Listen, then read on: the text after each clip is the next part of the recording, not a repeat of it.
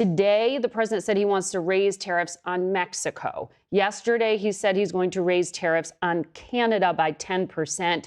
He blames what he called a fraudulent ad that featured Ronald Reagan advocating for free trade. It was put up by the province of Ontario.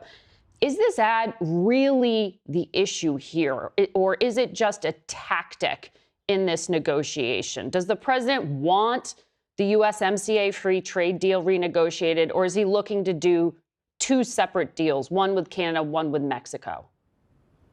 Well, a lot of questions there, Margaret, but let's go to the first one.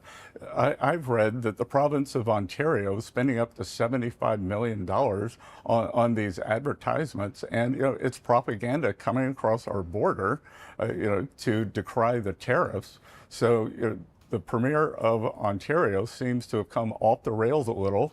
He has taken the ads down.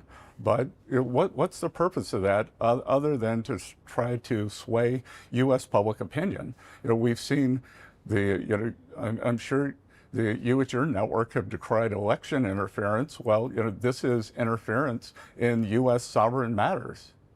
But is it really the premise for damaging negotiations with a top trading partner?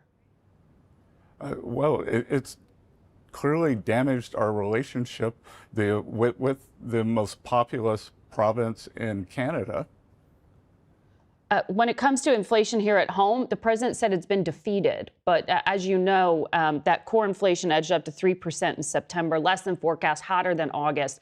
But for people at home, they are seeing prices still high on furniture, energy, gardening, lawn care, apparel.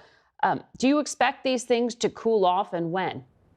Well, it is cooling off because the core inflation number that you referenced was 0.2%, which is down from the previous sequence over the previous months. And you listed the things that are up, but we're seeing plenty of things that are down, whether it's energy and rents. Inflation's a composite number, and I think we are on a glide path to lower inflation over the coming months.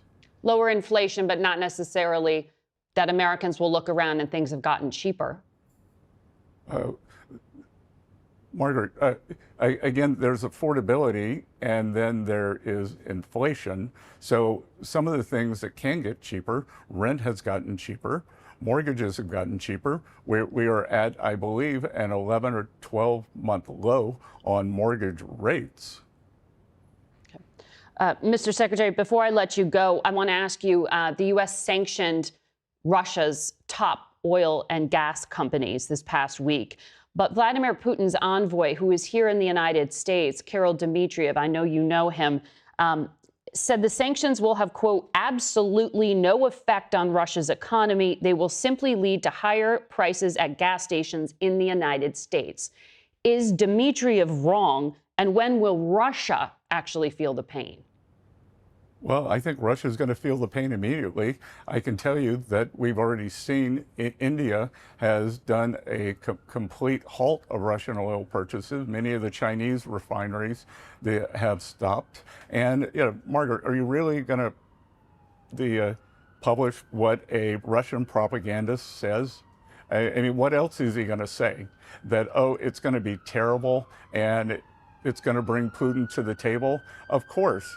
The Russian economy is a wartime economy. Growth is virtually zero. Inflation, I believe, is over 20%.